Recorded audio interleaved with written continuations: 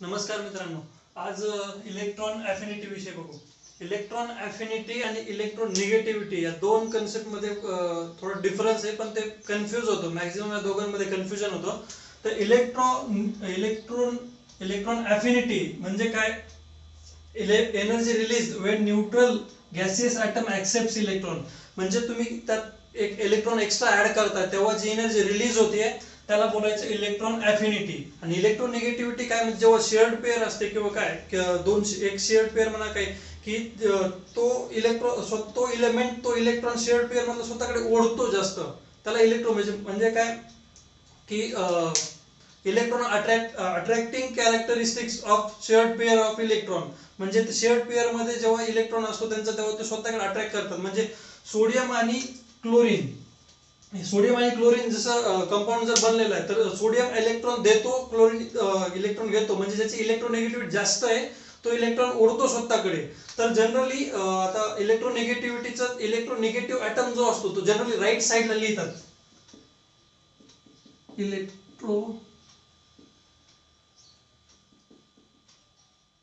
हा राईट साईडला असतो जनरली. म्हणजे काय NaCl मध्ये इलेक्ट्रोनेगेटिव्हिटी जास्त क्लोरीनची, म्हणून तो जनरली राईट साईडला. असा काही कन्सेप्ट नाहीये, पण जनरली असंच लिहिलं जातं. NaCl जवळपास जास्त इलेक्ट्रोनेगेटिव्ह ॲटम हा राईट साईडला लिहिला जातो. आणि ही एनर्जी रिलीज होते इथे जेव्हा तुम्ही ते ॲटमला इलेक्ट्रॉन देता तेव्हा त्याची एनर्जी रिलीज होते. एनर्जी काय रिलीज होते? कारण त्या प्रत्येक ॲटमला स्टॅबिलिटी पाहिजे असते. ती स्टॅबिलिटी त्यांना जो ऑलरेडी तो ॲटम स्टेबल आहे, न्यूट्रल गॅसियस ॲटम आहे, म्हणजे तो सध्या स्टेबल आहे. पण जर त्याला आपण फोर्सफुली त्याला काहीतरी देतोय तर तो स्वतः चेंजेस करणार. ते चेंजेस हे एनर्जी रिलीज करणार आणि तो एका वेगळ्या स्टेटला जाऊन बसणार. परत त्याची तिथे एक नवीन स्टॅबिलिटी असते. याचं युनिट आहे kilo calorie per mole, kilo joule per मोल आणि इलेक्ट्रॉन व्होल्ट पर ॲटम. हे युनिट्स वगैरे गरजेचे आहेत म्हणून मेन्शन केलेले आहेत. पुढे जाऊन तुम्हाला पुढच्या चॅप्टर मध्ये वगैरे बाकीचे कुठे सॉल्व्ह करायचा क्वेश्चन म्हणा किंवा काय कधी कधी डायरेक्ट युनिटवर पण क्वेश्चन विचारू शकतात, किंवा एखाद्या ऑप्शन क्वेश्चन विचारला आणि एखाद्या ऑप्शन मध्ये सेम व्हॅल्यू फक्त युनिट चेंज करून दिलं तर तुम्हाला प्रॉब्लेम येऊ शकतो. त्यामुळे हे तुम्ही या गोष्टी नोट डाऊन करून घ्या सगळ्या. आणि हे प्रत्येक पॉईंट वगैरे मी गाईडन्सच्या बुक मधून किंवा काय स्वतः सॉल्व्ह करून त्यातून काही पॉईंट्स दिलेले आहेत, ते प्रत्येक पॉईंट असे बाहेर काढलेले आहेत. तुम्ही सगळे नोट डाऊन करून घ्या. आणि जे जण आता नीट साठी प्रिपेअर करत आहेत त्यांच्यासाठी पण हे गरजेचं आहे, कारण तुम्ही आता जाऊन परत सॉल्व्ह करण्यापेक्षा तुम्ही डायरेक्ट थेरॉटिकल पॉईंट जरी समजून रीड करून घेतलं तरी तुमच्या ह्यात पूर्ण रिव्हिजन होईल. आणि जे 10th झालेली आहे, समजा आता 10th उद्या 10th रिझल्ट आहे, तर रिझल्ट साठी तुम्हाला अभिनंदन. त्यांना चांगले मार्क पडते त्यांचं अभिनंदन. लगेच एक यश मिळालं म्हणून जास्त हुरळून जाऊ नये आणि लगेच दुसऱ्या नवीन 11वी 12वी बाकीच्या प्रिपरेशन साठी बेसिक क्लासेस वगैरे जॉईन करा. सक्सेस मिळाली लगेच थोडं एन्जॉय करा, नक्कीच एन्जॉय करा, ते विसरू नका, कारण कष्ट केलेले तुम्ही भरपूर त्यासाठी. आणि ज्यांना कमी मार्क्स पडले वगैरे त्यांनी घाबरू नका, कारण काही नसते, मार्क्स वगैरे काय तुमचं आयुष्य डिसाईड करत नाही. असे भरपूर जण त्यांना कमी मार्कामध्ये पण त्यांनी भरपूर काही कमवलंय. तर आता आपल्या विषयाकडे वळूया. Electron affinity is universally proportional to atomic radius. हे रिलेशन्स लक्षात ठेवा. तुम्हाला रिलेशन्स जर माहित असतील तर तुम्हाला लॉजिक लावता येईल आणि थोडं लॉजिक लावून पूर्ण सॉल्व्ह करता येईल. हे electron affinity is universally proportional to shielding effect. म्हणजे तुम्हाला एक कन्सेप्ट कळला, atomic radius is directly proportional to shielding effect. जेवढे ॲटॉमिक रेडियस जास्त असेल तेवढा शिल्डिंग इफेक्ट जास्त असतो. तुम्हाला शिल्डिंग इफेक्टची पण तुम्हाला हे सांगितले होते, ऑर्डर सांगितली होती. एस ऑर्बिटलचे जास्त असते, एस सबशेलची जास्त असते, PDF असे असते. त्यानंतर पिरियड मध्ये काय होतं, इलेक्ट्रॉन अफिनिटी इन्क्रीज होते, ग्रुप मध्ये डिक्रीज होते. आणि सेम असं जेव्हा इन्क्रीज होत जाते तर तिथं फ्लोरीनची जास्त असायला पाहिजे, पण तिथे क्लोरीनचे जास्त आहे. कारण का, जसं आपण ॲटॉमिक रेडियसचं बघितलं होतं की स्टार्ट टू एंड पूर्ण डिक्रीज होत जाते, पण इनर्ट एलिमेंटची ते वाढलेली असते. तर इनर्ट एलिमेंटची वाढलेली का असते, तिथे क्राउडिंग, रिपल्शन. जेव्हा पूर्ण फुलफिल असते आउटर मोस्ट ऑर्बिट तेव्हा एक पूर्ण इलेक्ट्रॉन त्या ऑर्बिटमध्ये असल्यामुळे एकमेकाला इलेक्ट्रॉन रिपल्शन होतं, कारण की दोन्हीवर सेम चार्ज आहे, त्यामुळे रिपल्शन होतं, त्यामुळे क्राउडिंग होते, त्यामुळे तिथे ॲटॉमिक रेडियस वाढते. सेम तसंच इथं रिपल्शन वाढतं. व्हॅलन्स शेल इलेक्ट्रॉन मध्ये रिपल्शन वाढतं आणि त्याच्यामुळे ओव्हर क्राउडिंग होते, म्हणून फ्लोरीनची इलेक्ट्रॉन अफिनिटी कमी आहे क्लोरीन पेक्षा. ही order. Chlorine is greater than fluorine is greater than bromine. त्यानंतर इलेक्ट्रोपॉझिटिव्ह कॅरेक्टर पिरियड मध्ये डिक्रीज होतं, ग्रुप मध्ये इन्क्रीज होतं. पिरियड मध्ये डिक्रीज होतं कारण इलेक्ट्रोनेगेटिव्हिटी वाढत जाते, त्यामुळे इलेक्ट्रॉन घेण्याची कॅपॅसिटी वाढते, देण्याची कमी होते. व्हॅलन्सी फर्स्ट काय होते, इन्क्रीज होते देन डिक्रीज होते. फर्स्ट सगळ्यात जास्त व्हॅलन्सी इन्क्रीज कुठून होते, एस ब्लॉक पासून डी ब्लॉक पर्यंत वाढत जाते, नंतर मग कॉन्स्टंट राहते, मग हळूहळू मग तिकडून डिक्रीज पुढे जाऊन डिक्रीज होत जाते पुढे पिरियड मध्ये घेतलं. Atomic volume first increases then decreases. Atomic व्हॉल्यूमचं लक्षात ठेवा तुम्हाला. ॲटॉमिक व्हॉल्यूम मध्ये पण बरेच जण चुका करतात. ॲटॉमिक व्हॉल्यूम आपलं फॉर्म्युलाच माहिती नाही. व्हॉल्यूम काय असतं, लेंथचा क्यूब. तर जनरली लेंथ म्हणजे काय, रेडियस. तर रेडियसचे कन्सिडर करा, त्यामुळेच सोबत घेतलंय रेडियस वाढत first increases then decreases. Electronegativity. तर इलेक्ट्रोनिगेटिव्हिटी म्हणजे काय, tendency of atom to attract bonding pair of electron or shared pair of electron. म्हणजे दोघांनी शेअरिंग केलेली दोन्ही ॲटमला, दोन्ही ॲटम दोन ॲटम ऑफ एन इलेमेंट म्हणजे दोन इलेमेंटचे ॲटम मिळून एकत्र झाले आणि त्यांनी कंपाऊंड बनवला. शेअरिंग ऑफ इलेक्ट्रॉन म्हणजे त्यांच्याकडे याच्याकडे काही इलेक्ट्रॉन त्याच्याकडे, दोघांनी मिळून स्वतः एकमेकांचं नोबल गॅसेस कॉन्फिगरेशन. म्हणजे काय की कोणताही इलेमेंट असू द्या, तो त्याच्या inert gas nearest inert gas इलेमेंटच्या कॉन्फिगरेशन सारखं कॉन्फिगरेशन बनवण्याचा प्रयत्न करतो. म्हणजे सोडियम झालं निऑन सारखं करणार, कारण सोडियम मध्ये काय, सोडियम मध्ये एक इलेक्ट्रॉन दिला की पूर्ण स्टेबल होणार. म्हणजे इनर्ट म्हणजे काय, एकदम स्टेबल रिलॅक्स, ज्यांना काही घेणं नाही जगाचं, असे म्हणजे इनर्ट इलेमेंट. म्हणजे प्रत्येक इलेमेंट काय ट्राय करतो की स्वतःला स्टेबल करण्यासाठी काय करतो की त्याच्या नियरेस्ट इनर्ट ग्रुप इलेमेंट मध्ये कोणता इलेमेंट त्याचे इलेक्ट्रॉनिक कॉन्फिगरेशन ऍक्सेप्ट करायचं ट्राय करतो. तर हे शेअर्ड पेअर मधले इलेक्ट्रॉन काय करतो, तो हावरा असतो. म्हणजे काय, इन शॉर्ट हे जे इलेक्ट्रोनिगेटिव्ह ॲटम असतात ते शेअरिंग मध्ये तयार केलेल्या गोष्टी ते स्वतःकडे ओढण्याचा प्रयत्न करतात. हे झालं इलेक्ट्रोनिगेटिव्हिटी. म्हणजे स्वतःकडे दोघं काय ताकद लावणार स्वतःकडे, ज्यामुळे कशामुळे, कारण त्याच्यात इफेक्टिव्ह न्यूक्लिअर चार्ज वाढलेला असतो आणि स्वतः त्यांच्याकडे इलेक्ट्रॉन अट्रॅक्ट करण्याची कॅपॅसिटी जास्त. म्हणजे काय की इलेक्ट्रोनिगेटिव्ह तुम्ही असं पण म्हणू शकता, इलेक्ट्रोनिगेटिव्हिटी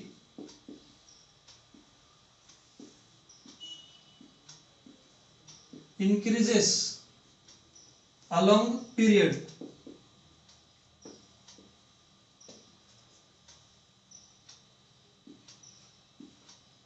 कारण काय, इलेक्ट्रो पॉझिटिव्ह कॅरेक्टर डिक्रीज होतं. कारण इलेक्ट्रॉन देण्याची कॅपॅसिटीच कमी होत जाते. जसं तुम्ही अलॉंग पिरियड जाणार, पहिले एस ब्लॉक असणार, एस ब्लॉक जनरली मेटल्स असतात, मेटल जनरली इलेक्ट्रॉन डोनेट करतात, त्यात इलेक्ट्रोपॉझिटिव्ह कॅरेक्टर जनरली डिक्रीज होत जातं अलॉंग पिरियड. म्हणून म्हणजे काय, इलेक्ट्रोनिगेटिव्हिटी यांची वाढत जाते, कारण इलेक्ट्रॉन ओढण्याची कॅपॅसिटी वाढवायचे प्रयत्न करतं प्रत्येक जण. कारण सुरुवातीला व्हॅलन्स शेल मध्ये एक इलेक्ट्रॉन आहे एस ब्लॉक मधल्या पहिल्या ग्रुपमध्ये, नंतर 2, नंतर हळूहळू वाढत गेले, एकदा 4 नंतर क्रॉस केलं तर 5 झाल्यानंतर 5 इलेक्ट्रॉन आउटर मोस्ट ऑर्बिट मध्ये झाल्यावर काय करतं, प्रत्येक जण 8 इलेक्ट्रॉन करायचे ट्राय करतं. कारण ज्याच्यात एकच इलेक्ट्रॉन आहे तो इलेक्ट्रॉन देण्याचा प्रयत्न करतो, पण ज्याच्याकडे 5, 6, 7 असे तयार होतात ते त्याचे 8 इलेक्ट्रॉन त्याच्या आउटर मोस्ट ऑर्बिट मध्ये तयार करण्याचा प्रयत्न करतात. म्हणून मग इलेक्ट्रोनिगेटिव्हिटी पण तशीच वाढत जाते. सगळ्यात आयएमपी पॉइंट, इलेक्ट्रोनिगेटिव्हिटीला कसलंच युनिट नसतं. पिरियड मध्ये काय होतं, जनरली इलेक्ट्रोनिगेटिव्हिटी इन्क्रीज होते, ग्रुप मध्ये डिक्रीज होते, कारण ॲटॉमिक साईज वाढते, त्यामुळे न्यूक्लियस आणि बाहेरचं आउटर मोस्ट इलेक्ट्रॉनचं जास्त अट्रॅक्शन एकमेकांकडे ते कमी होतं, शिल्डिंग इफेक्ट, त्याच्यामुळे मग इलेक्ट्रोनिगेटिव्हिटी डिक्रीज होते. आता हे तुम्हाला एक आहे पॉइंट सापडलेला आहे, असं तुम्हाला कलेक्ट करून सांगतो. ट्रिपल बॉन्ड, डबल बॉन्ड आणि सिंगल बॉन्ड. याच्यामध्ये ट्रिपल बॉन्डची इलेक्ट्रोनिगेटिव्हिटी जास्त असते, डबल बॉन्डची त्याच्यानंतर कमी, नंतर सगळ्यात कमी सिंगल बॉन्डची. कारण इथे एकाच बॉन्डने बांधले गेलेले, इथे 2 बॉन्ड बांधले गेलेले, 3 बॉन्डने स्ट्रॉंग केले गेले. आणि हा एक आयएमपी पॉइंट आहे. सेम इलेमेंट मध्ये जेव्हा तुम्हाला इलेक्ट्रोनिगेटिव्हिटी काढायची असते, त्यात नाही का जेवढा पॉझिटिव्ह चार्ज आहे तेवढं जास्त इलेक्ट्रोनिगेटिव्हिटी राहणार. सेम इलेमेंट मध्ये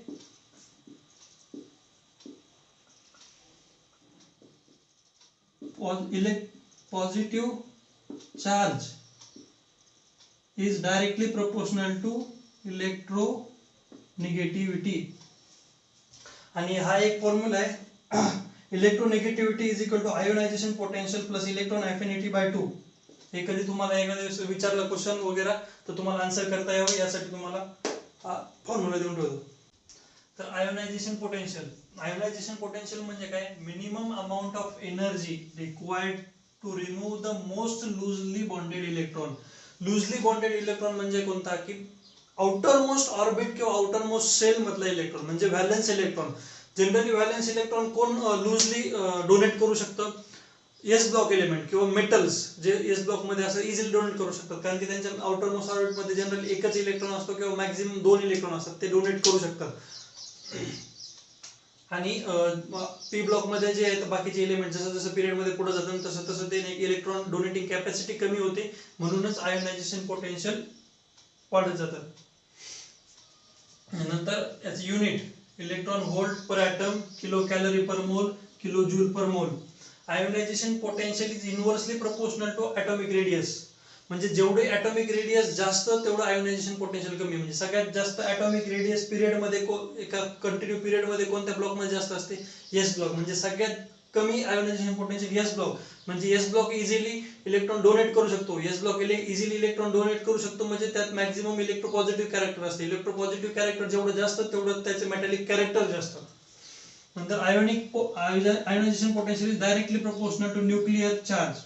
न्यूक्लिअर चार्ज तुम्हाला सांगितलं Fe3+, Fe2+, Fe normal Fe. याच्यापेक्षा या तिन्हीमध्ये सगळ्यात जास्त इलेक्ट्रोनेगेटिव्हिटी कशाची आहे? Fe3+. जसा न्यूक्लिअर चार्ज वाढत जातो, न्यूक्लिअर चार्ज जसा वाढत जातो, न्यूक्लिअर चार्ज वाढणं म्हणजे काय तुम्हाला सांगितलं Z effective is equal to Z - S. Z effective काय की nuclear charge, effective nuclear charge काय की इलेक्ट्रॉन मायनस प्रोटॉन. आता हा जेव्हा डोनेट करतं कोणीतरी इलेक्ट्रॉन एक डोनेट केला तर त्याच्यात Z - S मध्ये इलेक्ट्रॉन कमी येणार, जसं तसं इफेक्टिव्ह न्यूक्लिअर चार्ज वाढत जाणार. नॉर्मल मग पहिला इलेक्ट्रॉन डोनेट करायला जेवढी एनर्जी लागते त्याच्यापेक्षा कितीतरी जास्त एनर्जी सेकंड इलेक्ट्रॉन डोनेट करायला. तसं नॉर्मल आहे. सगळ्यात कमी आयोनायझेशन पोटेन्शियल फर्स्ट असणार, आयोनायझेशन पोटेन्शियल सेकंड सगळ्यात जास्त, त्यापेक्षा जास्त Ip3 सगळ्यात जास्त असणार. म्हणजे पहिला इलेक्ट्रॉन डोनेट केला म्हणजे Ip1 ionization potential 1, second electron donate केला Ip2, थर्ड इलेक्ट्रॉन डोनेट केला Ip3. म्हणजे सगळ्यात जास्त एनर्जी लागेल तिसरा इलेक्ट्रॉन काढायला, कारण की नंतर तो क्लोज ओढला जाणार. त्यामुळे मग सगळ्यात जास्त Ip3, नंतर Ip2, नंतर Ip1. त्यानंतर हाफ फील्ड हा कन्सेप्ट सगळ्यात IMP आहे. तुम्हाला हा कन्सेप्ट तुम्हाला डी ब्लॉक मध्ये बघायला मिळेल, तुम्हाला कोऑर्डिनेशन कंपाऊंड मध्ये बघायला मिळेल, तुम्हाला इनऑर्गॅनिक केमिस्ट्री मध्ये जिथे जिथे जाल तुम्हाला पी ब्लॉक असू द्या डी ब्लॉक सगळीकडे तुम्हाला हे बघायला मिळणार. सगळ्यात IMP पॉइंटच आहे हा filled or completely filled shell. ह्याचं आयोनायझेशन पोटेन्शियल डायरेक्टली प्रोपोर्शनल आहे. जेवढे आयोनायझेशन जेवढं हाफ फील्ड वगैरे तुम्हाला जिथे कम्पेअर टू दिसेल बाकीच्या एलिमेंट पेक्षा, ज्याच्यात हाफ फील्ड पूर्ण हाफ फील्ड झालेली किंवा पूर्ण कम्प्लीट फील्ड झालेली त्याचं आयोनायझेशन पोटेन्शियल जास्त असणार. त्यानंतर ionization potential is inversely proportional to shielding effect. Shielding effect सगळ्यात जास्त कशात सापडला जातो? S block, S orbital S block मध्ये. म्हणून मग एस ब्लॉकचे सगळ्यात कमी आयोनायझेशन पोटेन्शियल. तुम्ही एकमेकाला लिंक करत जा. तुम्हाला सांगितलं ना, तुम्ही माझ्यासोबत चला प्रत्येक पॉईंट मी सांगितलं तुम्ही नोट करून द्या. तुम्हाला इनऑर्गॅनिक केमिस्ट्री मध्ये आउट ऑफ मार्क पडतील. माझा प्रयत्न आहे तुम्ही थोडेफार तुमचं स्वतःचं फक्त एक योगदान म्हणून काय पाहिजे, तुम्ही प्रत्येक हे जे पॉईंट प्रत्येक पॉईंट की नोट करा आणि त्याच्यानंतर जाऊन पूर्ण एकदा चॅप्टर झाला की तुम्हाला कोणताही इंटरेस्ट दोन्ही एक्झाम क्वेश्चन्स असतील वगैरे काय तेवढं सॉल्व्ह करून बघा, तुम्हाला इझी जाणार आहे प्रत्येक सॉल्व्ह करून द्यायला. त्यानंतर extent of penetration is directly proportional to ionization potential. Extent of पेनिट्रेशनची ऑर्डर काय? S is greater than p is greater than d is greater than f. त्यानंतर ionization potential of beryllium is greater than boron. आता तुम्हाला या concept नुसार सांगितलं ionization potential आता along the period आता रेडियस वाढत जाते. याच्यानुसार बघा आयोनायझेशन पोटेन्शियल आणि atomic radius along the period नाही का ॲटॉमिक रेडियस कमी होत जाते. तरी पण मग इथं बेरिलियमचं का तर single unpaired electron in 2p1 orbital. 2p1 orbital मध्ये याच्याकडे एकच इलेक्ट्रॉन आहे. इथे बेरिलियम मध्ये 2 इलेक्ट्रॉन एस ऑर्बिटल मध्ये येतात, ते कम्प्लिटली फिल झाल्यासारखे. एस मध्ये 2 इलेक्ट्रॉन आहे, म्हणजे 2p1 मध्ये एकच इलेक्ट्रॉन आहे. म्हणजे मग तो यापेक्षा या कम्पेअरनं इझिली डोनेट करू शकतो. त्यात शिल्डिंग इफेक्ट जास्त त्यामुळे पाहिला जातो आणि पी ऑर्बिटल मध्ये लेस एक्सटेंट ऑफ पेनिट्रेशन असते. त्यामुळे बेरिलियमची आयोनायझेशन पोटेन्शियल जास्त असणार बोरॉन पेक्षा. तर आयोनायझेशन पोटेन्शियल पिरियड मध्ये इन्क्रीज होणार, ग्रुप मध्ये डिक्रीज होणार. आयोनायझेशन पोटेन्शियल सांगितलं तुम्हाला बेरिलियमचं का बोरॉन पेक्षा जास्त आहे. सेम त्याच्याच ग्रुप मधला एलिमेंट आहे मॅग्नेशियम, त्याचं जास्त आहे अल्युमिनियम पेक्षा. आणि इथं नायट्रोजनचं जनरली आयोनायझेशन पोटेन्शियल कमी पाहिजे अलॉंग द पिरियड जर वाढत जाणार आहे तर ऑक्सिजन पेक्षा त्याचं कमी पाहिजे पण जास्त आहे. कशामुळे तुम्हाला सांगितलं होतं हंड्स रूल आहे. म्हणजे काय की तुम्हाला मी सांगितलं होतं की हाफ फिल्ड और कम्प्लिटली फिल्ड शेल्स, तर इथं काय होतं नायट्रोजन मध्ये हाफ फिल्ड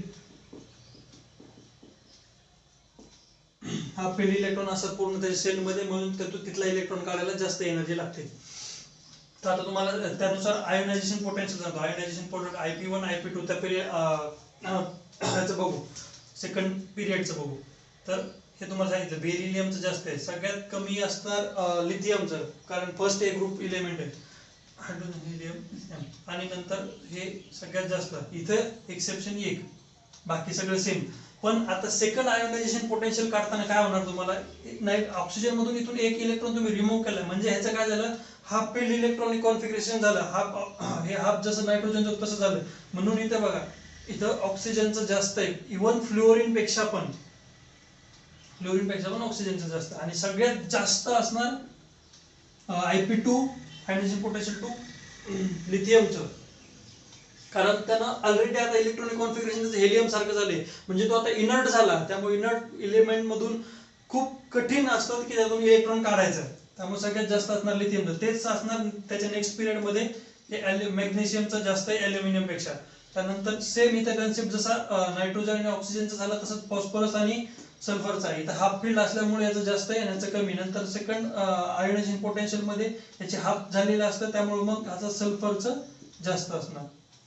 त्यानंतर आयोनायझेशन पोटेन्शियलचा फॉर्म्युला आहे 13.6 × Z²/N². Z म्हणजे काय ॲटॉमिक नंबर, N म्हणजे नंबर ऑफ इलेक्ट्रॉन. पण हे काढायचं कसं आहे तुम्हाला स्ट्रक्चर ऑफ ॲटम मध्ये, कारण फक्त हे सध्या फॉर्म्युला लक्षात ठेवा. तर तुम्हाला सांगितलं तर आयसो इलेक्ट्रॉनिक स्पेसिस विषयी सांगितलं. आयसो इलेक्ट्रॉनिक स्पेसिस म्हणजे काय की जनरली त्यांच्यामध्ये सेम नंबर ऑफ इलेक्ट्रॉन्स असतात. म्हणजे फॉर एक्झाम्पल आता तुम्ही सोडियम आणि निऑनचं कन्सिडर करा. निऑन मध्ये जेवढे इलेक्ट्रॉन आहेत तेवढे त्याच्यापेक्षा एक जास्त सोडियम मध्ये. पण Na+ झाला तर काय झालं, सोडियम आणि निऑनचे Na+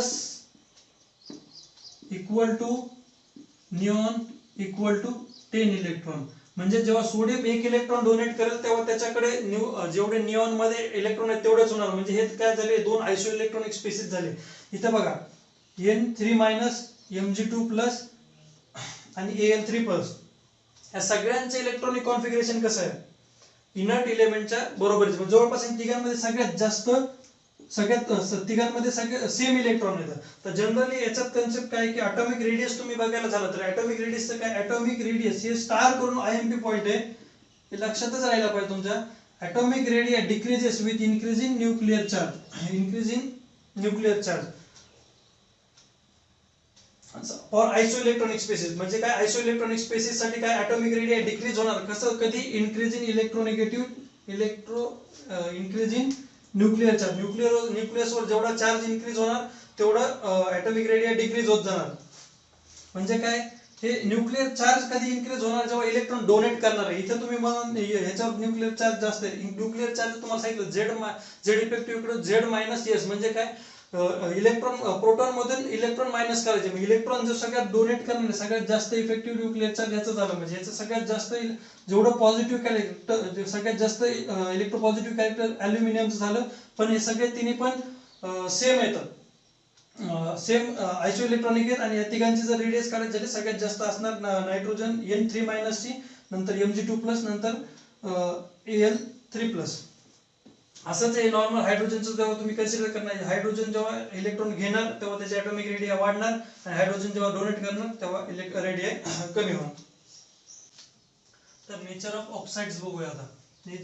metal generally basic oxides तयार करतं, कारण मेटल जे ऑक्साइड्स तयार करतं Na2O वगैरे जे तयार करतं ते जेव्हा वॉटरमध्ये डिसोसिएट होतं तेव्हापासून एक बेस तयार होतो. आणि सेम याचं नॉन मेटलचं ऍसिडिक असतं, कारण ते ऍसिड तयार करतं. पिरियड मध्ये जनरली ऍसिडिटी इन्क्रीज होत जाते, बेसिसिटी डिक्रीज होत जाते. तसेच ग्रुपमध्ये बेसिसिटी इन्क्रीज होते, ऍसिडिटी डिक्रीज होते. म्हणजे काय, इन शॉर्ट काय की पिरियड मध्ये काय नॉन मेटॅलिक कॅरेक्टर वाढतं त्यामुळे ऍसिडिटी वाढते. ग्रुपमध्ये काय होतं, मेटॅलिक कॅरेक्टर वाढतं त्यामुळे बेसिसिटी वाढते. हे डायगोनल रिलेशनशिप म्हणजे काय, ते डायगोनल जे इलेमेंट आहेत सेकंड पिरियड आणि थर्ड पिरियड या दोघांमध्ये जे डायगोनल जे इलेमेंट येणार आहेत त्या इलेमेंटचे जवळपास कॅरेक्टरिस्टिक सेम असतात. का सेम असतात म्हणजे हे बघा, लिथियमची आणि मॅग्नेशियमची, बेरिलियमची, अल्युमिनियमची, बोरॉन आणि सिलिकॉन यांची नाही का कॅरेक्टरिस्टिक जवळपास सेमच असतात. का सेम असतात, जवळपास सेम आयोनिक साईज असते यांची. सिमिलर इलेक्ट्रोनेगेटिव्हिटी असते आणि पोलरायझेशन पॉवर एक त्यांची जवळपास सिमिलर असते. ही पोलरायझेशन पॉवर आपण केमिकल बॉन्डिंग मध्ये शिकवतो, तुम्हाला तिथे सांगेल सगळं बाकीचे. सध्या फक्त एक इन्फॉर्मेशन म्हणून राहू द्या, तुम्हाला नाही का प्रॉब्लेम सॉल्व्ह करायला मदत होईल त्याची. नंतर एक पॉईंट आहे हायड्रॉक्साईड ऑफ मेटल. मेटलचे जे हायड्रॉक्साईड असतात जनरली ते आयोनिक, तुम्हाला सांगितलं तर मेटल जनरली आयोनिक कंपाऊंड वगैरे तयार करतात. पण मेटल जे हायड्रॉक्साईड आहेत त्याच्यात दोन्ही पण कॅरेक्टरिस्टिक्स असतात, एक आयोनिक आणि एक कोव्हॅलंट. आयोनिक कधी दोन आयन मध्ये, फॉर एक्झाम्पल NaOH घ्या, NaOH. तर हे कसं लिहिणार तुम्ही, Na+OH-. ह्या दोन आयन मध्ये आयोनिक कॅरेक्टर आहे, पण O आणि H मध्ये कोव्हॅलंट कॅरेक्टर आहे. हा पॉईंट नोट डाऊन करून घ्या. आणि नंतर हे जनरली एक कन्सेप्ट बनवलेला आहे की ionic mobility is directly proportional to size of ion. जेवढी साईज जास्त असेल तेवढी आयोनिक मोबिलिटी असते. ह्या काही कुठे असं की कन्सेप्ट दिलेलं नाहीये, हे थेरोटिकल पॉईंट्स कलेक्ट केलेले आहेत मी, जे तुम्हाला फायदा होईल याचा. बाकीच्या ह्याच्यात जेव्हा तुम्हाला सॉल्व्ह करायचं तेव्हा तुम्हाला हेल्पफुल याच्यापासून हे ट्रिक्स बनवलेले आहेत, जेणेकरून तुम्हाला बाकीचे प्रॉब्लेम सॉल्व्ह करायला जास्त परेशानी होऊ नये. त्यामुळे मी डायरेक्ट ही ट्रिक्स घेऊन घ्या की ionic mobility is directly proportional to ionic size. त्यानंतर स्ट्रेंथ ऑफ बॉन्ड काय असते, सगळ्यात जास्त स्ट्रेंथ असते इलेक्ट्रोव्हॅलंट बॉन्डची, त्यानंतर कोव्हॅलंट बॉन्डची, नंतर van der Waals bonds. Electron affinity हे एक IMP पॉईंट आहे. Electron affinity is positive. Generally electron affinity negative असते, म्हणजे काय, एनर्जी रिलीज केलेली असते त्या इलेक्ट्रॉनने जेव्हा त्याच्यात ॲटम ऍड करतो. ही पॉझिटिव्ह होते कधी, जेव्हा डायनिगेटिव्ह ॲटम फॉर्म, कधी मोनो निगेटिव्ह ॲटम पासून डायनिगेटिव्ह ॲटम तयार होतो. अशा प्रकारे आपला पिरियोडिक टेबल चॅप्टर संपलेला आहे. पिरियोडिक टेबल मध्ये फक्त मी पिरियोडिक टेबल सारखं घेतलेलं नाही, पूर्ण इथलं जे सगळे बेसिक्स आहेत तुम्हाला केमिकल बॉन्डिंग, कोऑर्डिनेशन, कंपाऊंड सगळ्यांमध्ये इथं गरजेचं पडणार आहेत. त्यामुळे डायरेक्ट उडी मारण्यापेक्षा तुम्ही प्रत्येक इथं थरोली सगळे पॉईंट लर्न करून घ्या, नोट डाऊन करून घ्या, हे सॉल्व्ह करा. हे एवढं पूर्ण तुम्ही सगळं बेसिक केलं ना, तुम्हाला खूप फास्टली आपण बाकीचे पुढचे चॅप्टर करू शकतो. फक्त एक बेसिक तुमचं एवढं स्ट्रॉंग ठेवा. ते प्रत्येक वेळा तिथं सेपरेटली एक्सप्लेन करण्यापेक्षा मी तुम्हाला सगळं इथंच एक्सप्लेन करून दिलेलं आहे. या चॅप्टर मध्ये सगळे पॉईंट तुम्हाला कव्हर केलेले आहेत, जेणेकरून आता तुम्हाला केमिकल बॉन्डिंगला जेवढा वेळ लागतो तेवढा वेळ लागणार नाही. खूप कमी वेळात केमिकल बॉन्डिंग पण संपेल, कोऑर्डिनेशन कंपाऊंड पण संपेल. आणि सगळे नोट डाऊन करून पॉईंट लिहिले करून घ्या. धन्यवाद.